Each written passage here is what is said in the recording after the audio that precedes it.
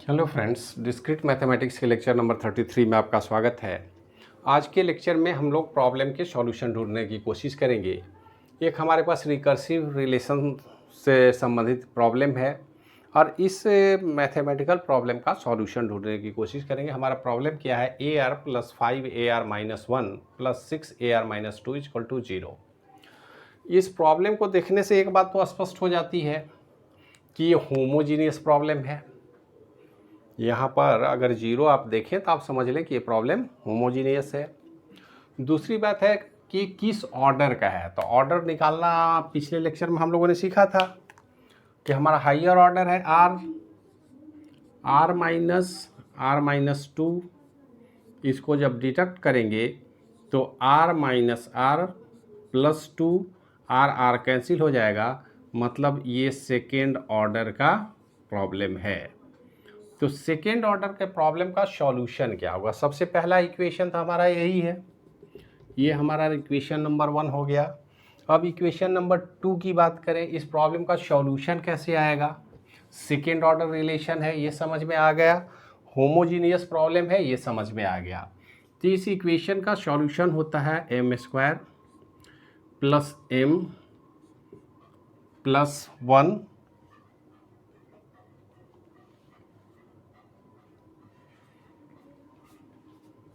= 0। अब सवाल है कि यहाँ पर अगर आप देखें तो AR का वैल्यू तो m² ले लिए, यहाँ 5AR - 1 है। इसका मतलब है कि यहाँ पर हम 5m लिखेंगे और 1 कांस्टेंट जो है, कांस्टेंट की जगह पर हमारे पास वैल्यू है 6।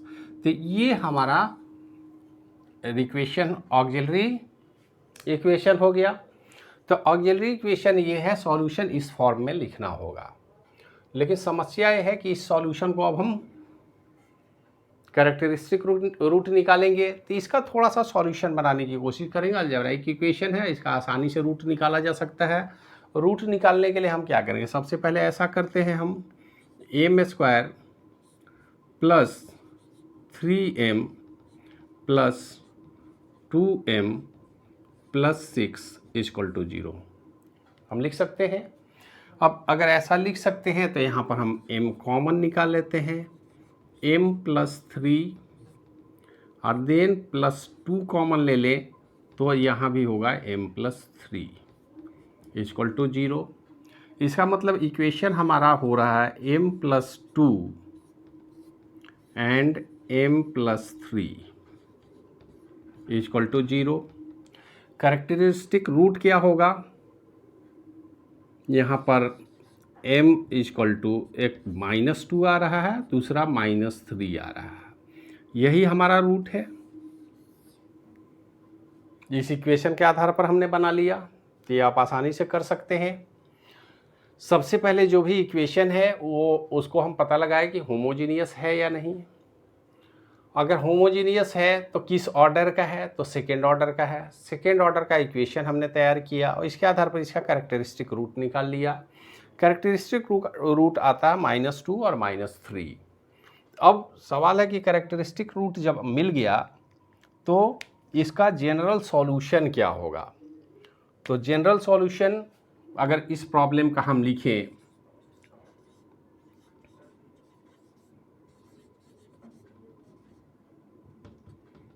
जनरल सॉल्यूशन का फॉर्मेशन क्या होगा?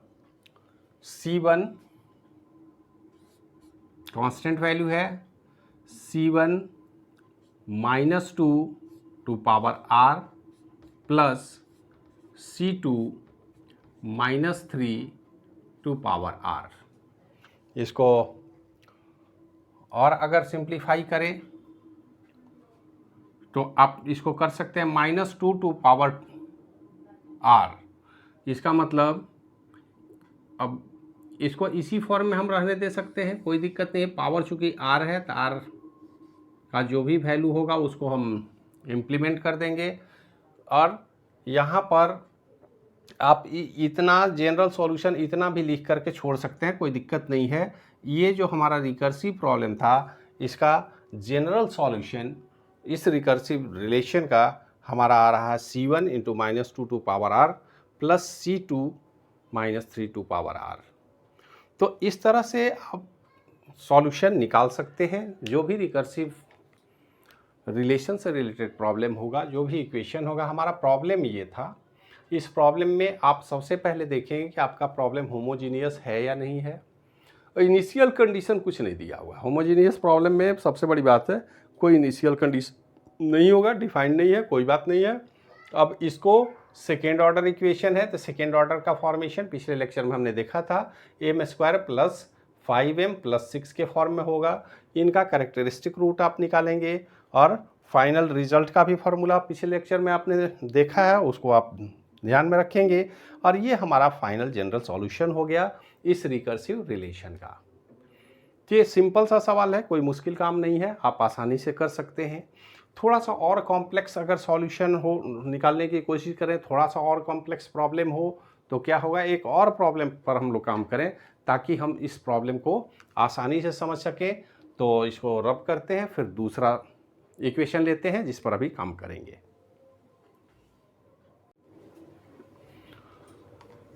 तो एक दूसरा प्रॉब्लम हम लेते हैं, प्रॉब्लम नंबर 2। ये प्रॉब्लम है AR-7 AR-1 plus 10 AR-2 equal to 0। ये प्रॉब्लम भी होमोजीनियस प्रॉब्लम है, लेकिन यहाँ इनिशियल कंडीशन दिया गया। ये जो given date A0 equal to 0 A1 equal to 3 जो है वो इनिशियल कंडीशन, हमारा जो सीरीज स्टार्ट होगा उसमें 0 और 3 से स्टार्ट हो रहा है। रिलेशन क्या है हमें नहीं पता, हम तो पता करेंगे आगे। तो इस इक्वेशन को भी अगर गौर से आप देखें तो ये हमारा इक्वेशन सेकेंड ऑर्डर में है, बार बार बताने की ज़रूरत नहीं है, आप आसानी से फाइंड कर सकते हैं। होमोजीनियस है और सेकेंड ऑर्डर इक्वेशन है। सेकेंड ऑर्डर इक्वेशन मतलब ये सेकेंड ऑर्डर इक्वेशन कैसे लिखेंगे हम, m² प्लस नहीं है, ये माइनस है तो इसको माइनस से रिप्रेजेंट करेंगे, -7m प्लस 10 इक्वल टू 0। ये जो ऑक्सिलरी इक्वेशन हमने बनाया इसका रूट निकालेंगे। रूट निकालने के लिए फिर वही सॉल्यूशन हम ढूंढने की कोशिश करेंगे। m² minus 5m minus 2m हम लिख सकते हैं 7m को, प्लस 10 इक्वल टू 0। यहाँ पर m अगर कॉमन ले लें तो हमारे पास बचता क्या है, m माइनस 5, और फिर -2 अगर हम कॉमन लें तो यहाँ भी होगा m माइनस 5 इक्वल टू 0। इसका मतलब अब m माइनस 2 एंड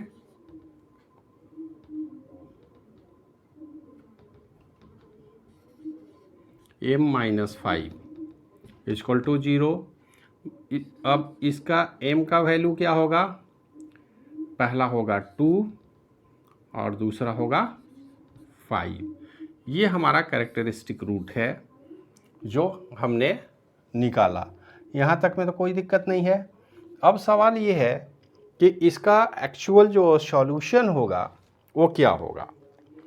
तो AR इक्वल टू क्या होता है, यहाँ पर आप लिख सकते हैं AR equal to C1 2 power R plus C2 5 to power R। यही हमारा इक्वेशन हो गया। लेकिन अब समस्या है इसमें, चूंकि इनिशियल कंडीशन दिया हुआ है तो इनिशियल कंडीशन के आधार पर हमें C1 और C2 का वैल्यू भी फाइंड करना होगा। C1 C2 का फाइंड कैसे करेंगे, अब देखिए यहाँ पर ज़रा गौर से आप, A0 इक्वल टू 0, ये क्या है भाई, तो AR इक्वल टू 0। तो यहाँ पर AR का वैल्यू 0 दिया हुआ है और R का वैल्यू यहाँ क्या होगा, R का वैल्यू होगा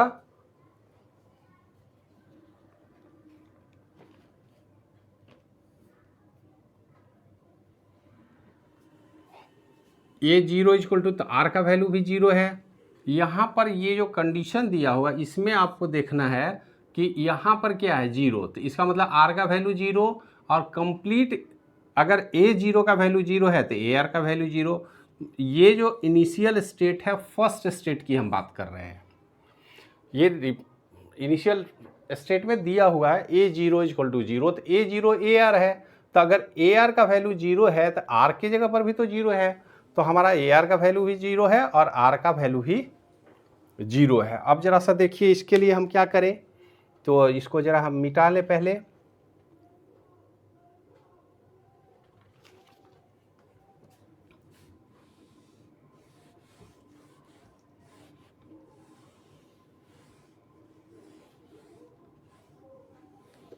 इस इक्वेशन नंबर जो इसको हम 2 मान लेते हैं, ये हमारा इक्वेशन 1 है, इसको हम इक्वेशन नंबर 1 मानेंगे, ये हमारा इक्वेशन नंबर 2 है। अब इसमें हम वैल्यू ए आर को डालेंगे, तो आर क्या है 0 है, इसका मतलब है कि C1 into 2 to power 0 plus C2 into 5 to power 0 equal to 0। हमारा इक्वेशन तो यही है, इज इक्वल टू 0 तो यहाँ है ही। ए आर का वैल्यू क्या है 0 है, तो ए आर का वैल्यू 0 है, इसका मतलब इस इक्वेशन में हमने क्या किया, आर के वैल्यू को पुट किया 2 टू पावर आर और 5 टू पावर आर, तो हमारा एक नया इक्वेशन आता है, वो क्या होगा C1 plus C2 is equal to 0। ये इक्वेशन नंबर 2 था, ये इक्वेशन नंबर हो जाएगा हमारा 3। लेकिन दूसरा स्टेट क्या है जरा गौर से देखें, तो इस इक्वेशन नंबर 3 के बाद हमारा नेक्स्ट स्टेट है जो ए आर इक्वल टू 1 बोलता है। इसको भी जरा सा ए आर के फॉर्म में आप रखें, तो यहाँ पर अगर हम लिखें ए आर इक्वल टू, यहाँ पर लिख लेते हैं ए आर इक्वल टू 3, तो आर का वैल्यू क्या है, ये तो हमारा जो कंडीशन है वो क्या कर रहा है, A1 इक्वल टू 3, तो 1 की जगह पर आर रिप्लेस करेंगे तो आर का वैल्यू क्या होगा 1 होगा, और ये इक्वल टू 3 है। अब इसी में हम सेकेंड जो हमारा ऑर्डर है उसका वैल्यू पुट करें तो क्या इक्वेशन आता है जरा देख लीजिए। ये इक्वेशन है, यहीं पे हम लिख लेते हैं C1, यहाँ 2 होगा, और R का वैल्यू क्या है हमारे पास 1, तो 2 to power 1 plus C2 into 5 to power 1 equal to 0। अब इसको जरा सा देख लीजिए, 2C1 plus 5C2 equal to 0, चूँकि पावर 1 है तो वैल्यू एज इट इज होगा, तो 5C2 और 2C1, तो ये इक्वेशन हमारा हो गया नंबर 4। अब देखिए 3 और 4 को गौर से आप देखें तो इसके आधार पर C1 C2 का वैल्यू हम फाइंड कर सकते हैं। तो C1 C2 का क्या वैल्यू होगा, यहाँ पर हम लिख ले C1 plus C2 equal to 0, पहला इक्वेशन है, और दूसरा इक्वेशन है 2C1 plus 5C2 equal to, ये 0 नहीं है, ये वैल्यू है 3। एक गलती हो रही थी जिसको आप लोग सुधार लेंगे, क्योंकि ए आर का वैल्यू यहाँ पर 0 नहीं है, यहाँ 3 है, इनिशियल कंडीशन में दिया हुआ है। तो हमारा ये जो इक्वेशन है, ये 2 इक्वेशन है, इसके आधार पर अब हम फाइंड करने की कोशिश करेंगे C1 C2 का वैल्यू। आप अलजेब्राइक इक्वेशन जानते हैं सोल्व करना, इसको अगर हम 2 से मल्टीप्लाई कर दें तो नया इक्वेशन हमारा क्या हो जाएगा, हम यहीं पे लिख लेते हैं 2C1 plus 2C2 equal to 0। तो अगर 2 से मल्टीप्लाई कर दें उसके बाद सब्ट्रैक्ट कर दें आप, तो क्या हो जाएगा, ये तो कट जाएगा, और ये हो जाएगा -5, ये -3 means -3C2 equal to -3, C2 equal to -3 by -3 equal to 1। तो C2 का वैल्यू क्या आ रहा है 1। अब एक C2 का वैल्यू तो हमारे पास आ गया 1। C1 का वैल्यू आप किसी भी इक्वेशन से फाइंड कर सकते हैं, इसी से आप कर लें। अब ये इक्वेशन क्या है, C1 plus C2 equal to 0, C2 का वैल्यू है 1, तो इसका मतलब C1 plus 1 equal to 0, C1 equal to -1। ये हमारा इक्वेशन निकल गया, मतलब C1 का वैल्यू हमने फाइंड कर लिया -1। C1 और C2 दोनों वैल्यू हमारे पास उपलब्ध हो गया। अब रिक्वायर्ड सॉल्यूशन क्या होगा, देखिए अब सॉल्यूशन की जब हम बात करेंगे तो इसको थोड़ा सा हम रब कर लें। आप इस बात को समझ लें तब फिर आगे बढ़ते हैं। देखिए हमने किया क्या, सबसे पहले ये हमारा इक्वेशन था, रेकरेंस रिलेशन का प्रॉब्लम था, इसका सॉल्यूशन ढूंढना है। सॉल्यूशन ढूंढने के लिए सबसे पहले इस प्रॉब्लम को हम गौर से देखें तो हमने पाया कि ये होमोजीनियस सॉल्यूशन है। दूसरा, इसमें इनिशियल स्टेट दिया हुआ है, A0 का वैल्यू भी है, A1 का वैल्यू भी है। ये इनिशियल फेज में दिया गया है कि इनिशियल वैल्यू 0 और 3 है। अब इनके बीच के रिलेशन को ही हमको फाइंड करना है। तो हम क्या किए, सबसे पहले इसका ऑर्डर हमने पता किया, सेकेंड ऑर्डर इक्वेशन है, तो हमारा इक्वेशन इसको ऑक्सिलरी इक्वेशन में हमने कन्वर्ट किया, m² minus 7m plus 10 equal to 0। इसको सोल्व करके हमने सबसे पहले क्या किया, इसका कैरेक्टरिस्टिक रूट निकाला। रूट हमें मिला 2 और 5, यहाँ तक में कोई दिक्कत नहीं है। अब रूट मिल गया तो हमारा ये जो जनरल सॉल्यूशन होता वो तो यही होता कि AR equal to C1 into जो कैरेक्टरिस्टिक है 2 to power R plus C2 second characteristic root 2 power 1। अब यहाँ पर C1 C2 का वैल्यू चूंकि इनिशियल फेज दिया हुआ है हमें फाइंड करना है, तो हमने फाइंड किया कि C1 का वैल्यू है -1 और C2 का वैल्यू 1 आया। कैसे हमने फाइंड किया, तो इस वैल्यू को हमने इन दोनों ही इक्वेशन में, इस कैरेक्टरिस्टिक रूट के बाद जो सॉल्यूशन हमारा जनरल सॉल्यूशन आया, इसको हमने इसमें पुट किया 0 और 1 के लिए। तो दो इक्वेशन हमारे पास बने, पहला equation C1 plus C2 equal to 0 और दूसरा इक्वेशन आएगा 2C1 plus 5C2 equal to 3। अब इक्वेशन नंबर 3 और 4 के आधार पर हमने फाइंड किया C1 और C2 का वैल्यू, तो हमने पाया कि C1 का वैल्यू -1 है और C2 का वैल्यू 1 है। इतना काम आप आसानी से कर सकते हैं, यहाँ तक में तो कोई दिक्कत नहीं है। अब इससे थोड़ा सा आगे हम बढ़ें और इसके लिए रिक्वायर्ड जनरल सॉल्यूशन हमारा क्या होगा,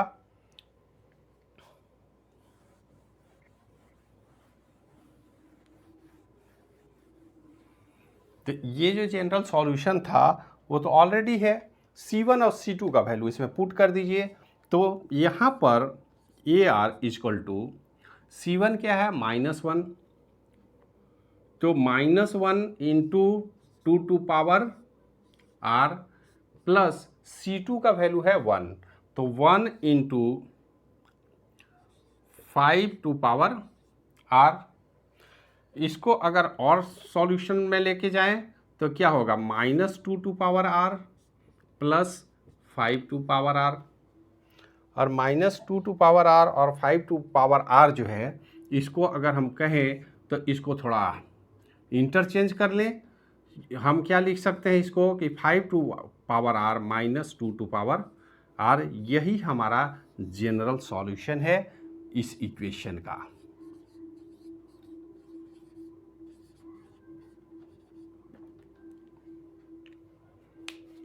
तो चूंकि इनिशियल फेज में अगर स्टेटस नहीं दिया होगा तो आप यहीं पे आकर रुक जाएंगे, इससे आगे जाने की ज़रूरत नहीं है। C1 C2 कोई कांस्टेंट वैल्यू है हमें नहीं पता, लेकिन यदि वैल्यू भी उन्होंने बता रखा है इनिशियल स्टेज में, तब आपको C1 और C2 का वैल्यू भी फाइंड करना होगा। अभी जो सॉल्यूशन हमने बनाया इसमें सबसे पहले ये होमोजीनियस प्रॉब्लम था, ये दो प्रॉब्लम हमने देखा। पहले होमोजीनियस प्रॉब्लम था, कोई इनिशियल कंडीशन नहीं था। इनिशियल कंडीशन नहीं हो तो हम इस होमोजीनियस प्रॉब्लम के ऑर्डर को पता करके एक ऑक्सिलरी इक्वेशन डिराइव करते हैं, उस इक्वेशन के आधार पर रूट बनाएंगे और रूट के आधार पर ये हमारा फॉर्मूला है AR equal to C1 into characteristic root 1 to power R, C2 into characteristic root 2 to power R, क्योंकि दोनों ही हमारे पास जो रूट थे वो रियल थे और अनइक्वल थे।